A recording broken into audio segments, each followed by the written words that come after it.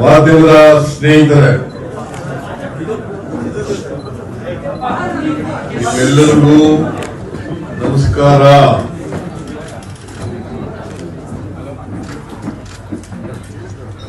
ನಾನು ಮುಖ್ಯಮಂತ್ರಿ ಸ್ಥಾನಕ್ಕೆ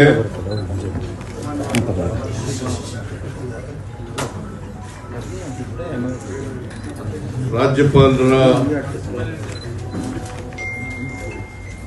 ಭವನದಲ್ಲಿ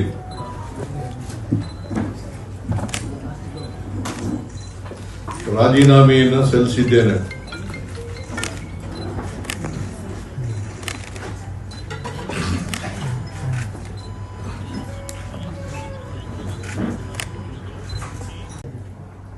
ನಾನು ಈಗಾಗಲೇ ಹೇಳಿದ್ದೀನಿ,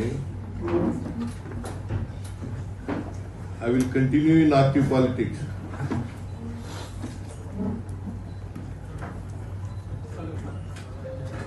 ನಾನು ಕೋಮು ಶಕ್ತಿಗಳ ವಿರುದ್ಧ ಹೋರಾಟ ಮಾಡ್ತೀನಿ ಅಂತ ಹೇಳಿದ್ದೀನಿ.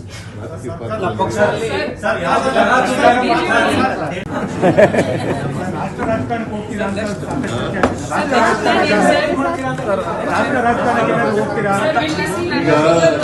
ಹೈಕಮಾಂಡ್ ಅವರು ಮೊದಲಿಂದ ಹೇಳ್ತಾ ಇದ್ನಲ್ಲ, ಹೈಕಮಾಂಡ್ ನವರು ಯಾವಾಗ ಹೇಳ್ತಾರೆ ಅವಾಗ ಕೊಡ್ತೀನಿ ಅಂತ.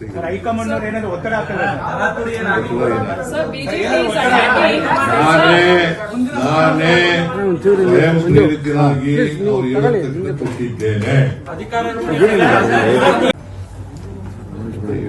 ನನಗೆ ಇನ್ನ ಜನ ಆಯ್ಕೆ ಮಾಡಿರೋದು ನನಗೆ 5 ವರ್ಷಕ್ಕೆ, ಇನ್ನ 2 ವರ್ಷ ಇದೆ.